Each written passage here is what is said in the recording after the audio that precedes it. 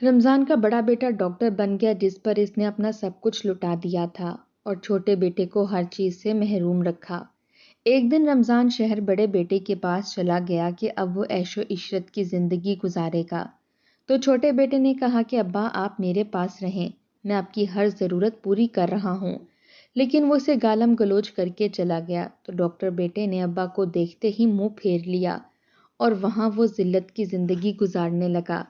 तो एक दिन डॉक्टर की बीवी ने इसे घर से निकाल दिया और वो शर्म के मारे घर जाने की बजाय एक दरबार पर चला गया और वहाँ एक बड़ी गाड़ी लंगर बांटने के लिए रुकी। तो रमज़ान की हैरत की इंतहा ना रही, क्योंकि इसमें सुना रमज़ान क्या हाल चाल है, कैसी ज़िंदगी गुजर रही है।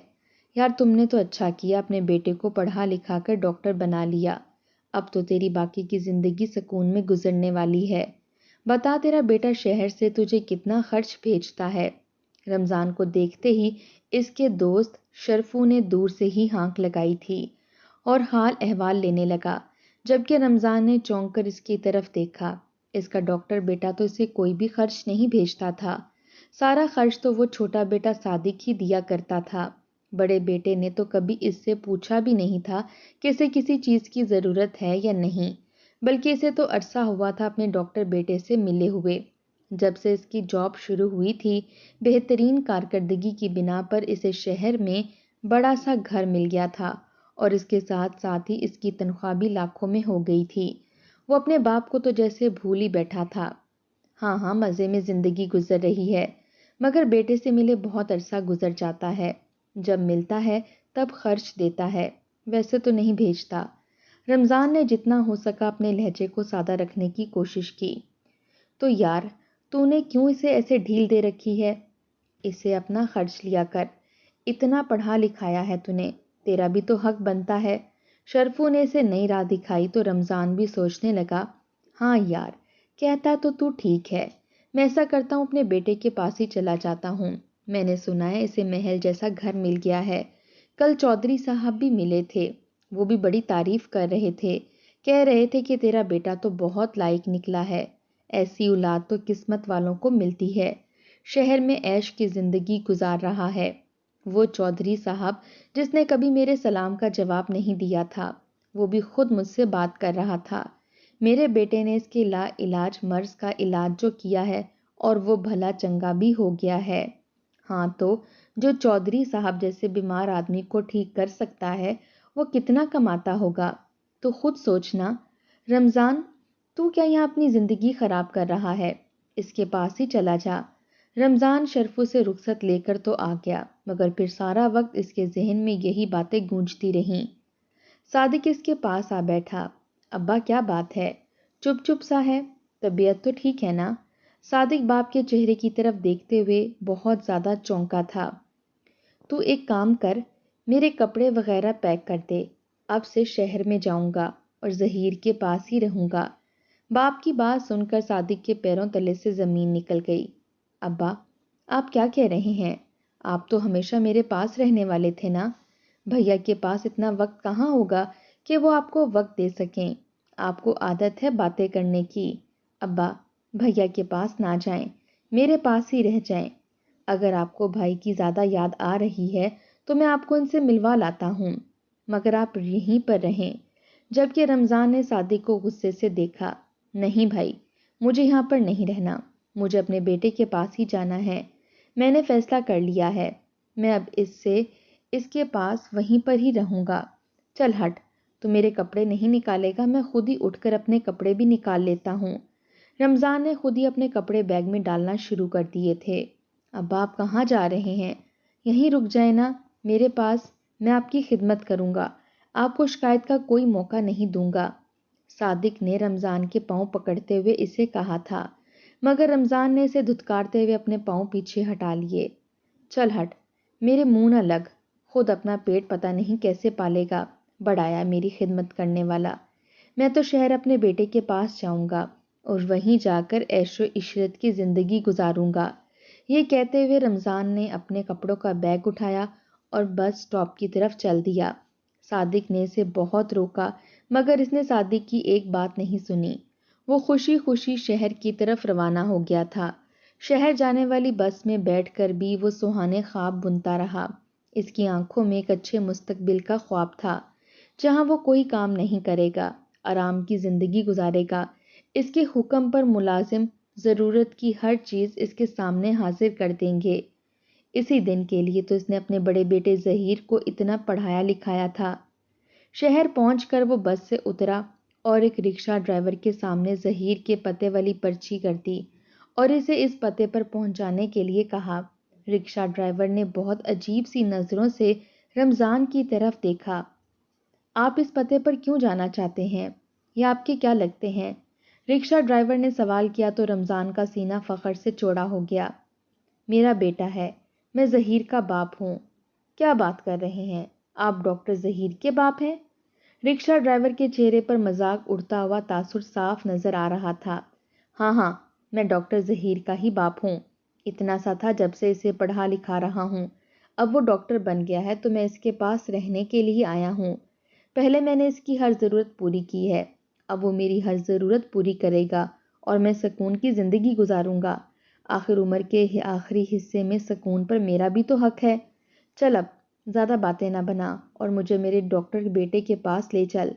رمضان رکشے میں بیٹھ گیا تو رکشہ ڈرائیور اپنی ہنسی چھپاتا ہوا اسے لے کر ظہیر ہاؤس کی طرف چل پڑا۔ رکشہ ایک بہت بڑے محل نما گھر کے سامنے آ کر رکا۔ رمضان نے پورا سر اٹھا کر گھر کی بلند و بالا اور عالی شان عمارت کو دیکھا تھا۔ اسے اپنی آنکھوں پر یقین نہیں آ رہا تھا کہ اس کا بیٹا ظہیر اتنے بڑے گھر میں رہتا ہے۔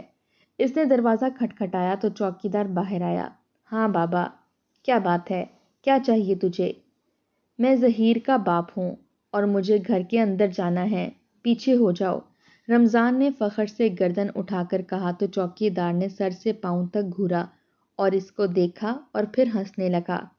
تم ڈاکٹر ظہیر کے باپ ہو؟ ابے دماغ چل تو نہیں گیا تیرا؟ کہاں ڈاکٹر ظہیر اور کہاں تو؟ چل نکل یہاں سے، اور کوئی کام ہی نہیں ہے، آ جاتے ہیں منہ اٹھا کے۔ چوکیدار منہ میں بڑبڑاتا ہوا واپس گیٹ بند کرنے لگا۔ رمضان نے ایک بار پھر گیٹ کو دھکا مارا۔ میں نے کہا نا میں ظہیر کا باپ ہوں، جا کر اسے بتا، رمضان نے کہا۔ اس کی آنکھوں میں اعتماد سا تھا۔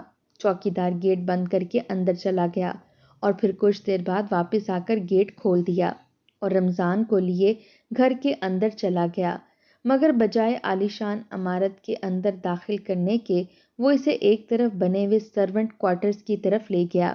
یہاں پر رکو، ڈاکٹر ظہیر نے کہا ہے کہ تم یہیں پر رہو گے، شام میں وہ تم سے بات کریں گے۔ چوکیدار یہ کہتے ہوئے وہاں سے چلا گیا، جبکہ رمضان اسے پکارتا ہی رہ گیا۔ اپنے بیٹے کے اتنے بڑے گھر میں اس کا کیسا عجیب استقبال ہوا تھا۔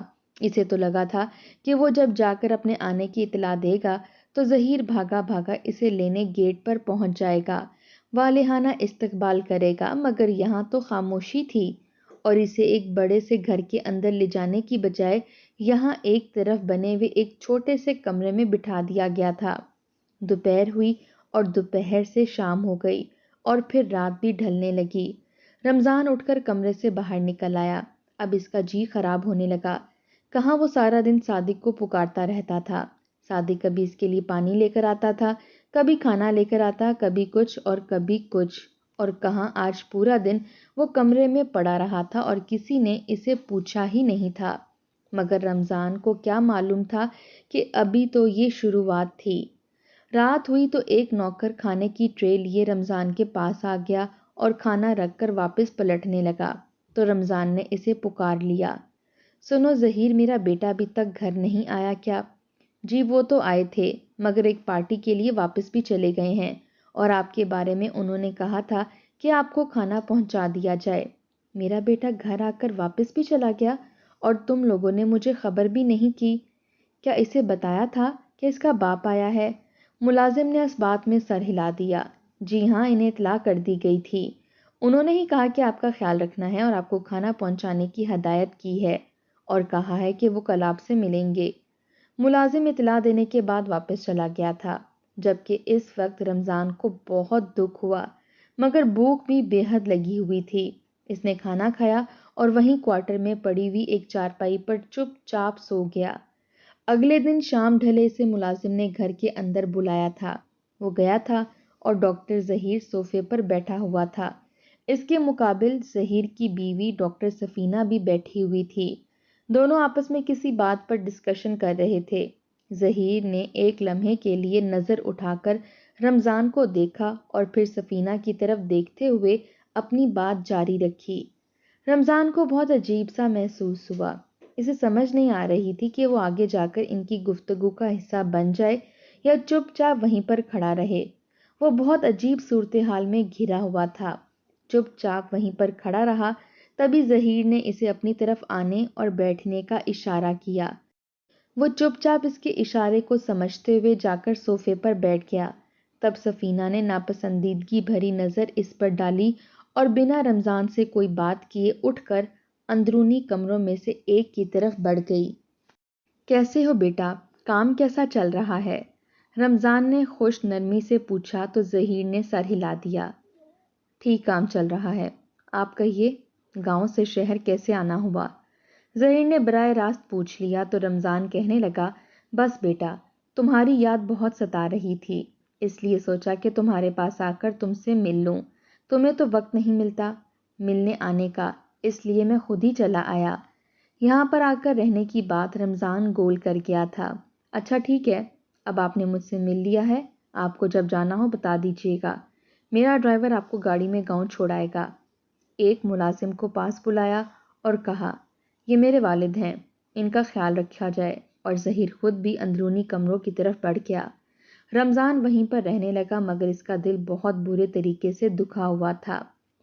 ظاہرین کا وہ بیٹا تھا جس کی خاطر انہوں نے صادق کو ہمیشہ نظر انداز کیا تھا، صرف اس وجہ سے کہ صادق کا رنگ کچھ دبتا ہوا تھا جبکہ ظہیر گورا چٹا اور لائق فائق تھا، جبکہ صادق کو پڑھائی میں اتنی دلچسپی نہیں تھی، وہ زمین وغیرہ کے معاملات میں زیادہ دلچسپی لیتا تھا۔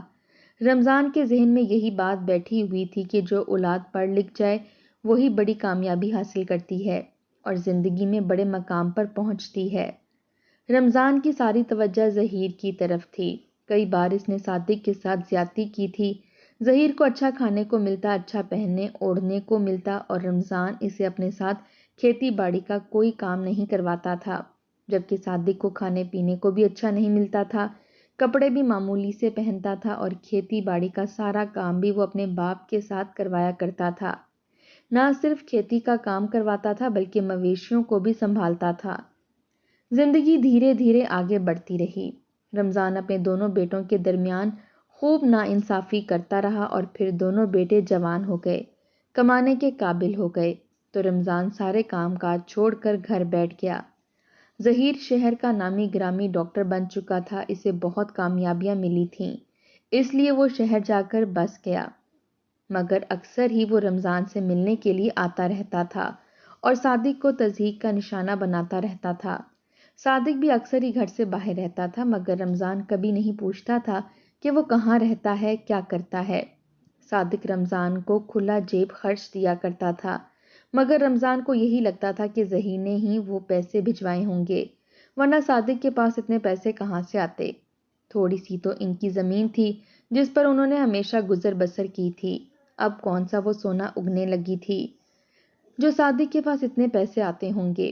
صادق جتنے دن بھی گھر پر رہتا تھا رمضان کی خوب خدمت کیا کرتا تھا اور پھر پڑوسیوں کو بھی اکثر ہی اپنے باپ کا خیال رکھنے کے لیے کہہ کر کچھ دنوں کے لیے غائب ہو جاتا تھا، مگر رمضان کو اس بات کی پرواہ نہیں تھی، اس کا سب کچھ ظہیر ہی تھا۔ ظہیر کامیاب ہو گیا تھا مگر اس نے رمضان کو کسی کھاتے میں نہیں رکھا تھا، اپنے ملازم کے حوالے کر کے وہ اس کی طرف سے ہر فرض سے غافل ہو گیا تھا۔ کئی دنوں بعد اگر کبھی راستے میں ٹکراؤ ہو بھی جاتا تو سرسری سا حال احوال پوچھ کر نکل جاتا تھا۔ رمضان سے تو اس نے منہ ہی پھیر لیا تھا، جبکہ اس کی بیوی سفینہ نے اب تک رمضان کو سلام بھی نہیں کیا تھا۔ ملازمین نے کچھ دن اس کا تھوڑا بہت خیال رکھا اور پھر اس کو مکمل طور پر بھول گئے۔ وہ نوکروں والے کوارٹر میں ہی رہتا تھا کیونکہ عالی شان محل میں اس کے لیے جگہ نہیں تھی۔ کوئی کھانا دے دیتا تو کھا لیتا ورنہ سارا دن بھوکے گزار دیتا، اور تب اسے صادق کی بہت یاد آتی جو اس کا اتنا خیال رکھتا تھا، ہر وقت ہی اس کے لیے کھانے پینے کی کوئی نہ کوئی چیز لا کر دیتا رہتا تھا۔ ایک دن رمضان کی طبیعت بہت زیادہ خراب ہوئی تو وہ گھر کے اندرونی حصے کی طرف چلا گیا، اپنے بیٹے سے مل سکے اور اس سے کوئی دوا لے سکے۔ کمرے میں جاتے ہی رمضان کو زور کے چکر آئے اور وہ وہیں کارپیٹ پر اوندھے منہ گر گیا، جبکہ اس کا ہاتھ لگنے سے ٹیبل پر رکھا ہوا ایک قیمتی ڈیکوریشن پیس گر کر ٹوٹ گیا تھا۔ اسی وقت سفینہ اپنے کمرے سے باہر نکلی اور جب اس نے دیکھا کہ رمضان زمین پر گرا ہوا ہے اور اس کے ساتھ ہی اس کا قیمتی ڈیکوریشن پیس ٹوٹا ہوا ہے تو وہ منہ سے مغلیات بکنے لگی۔ اس وقت وہ بالکل بھی پڑھی لکھی نہیں لگ رہی تھی، بلکہ کوئی جاہل عورت ہی لگ رہی تھی۔ اس نے رمضان کو اپنے نوکروں سے دھکے دے کر گھر سے نکلوا دیا تھا، جبکہ رمضان روتے ہوئے گھر سے باہر نکل پڑا تھا۔ اسے کچھ سمجھ نہیں آ رہی تھی کہ کہاں جائے۔ جیب میں پیسے تو تھے جو آتے ہوئے صادق نے اس کی جیب میں ڈال دیے تھے، مگر وہ واپس نہیں جانا چاہتا تھا۔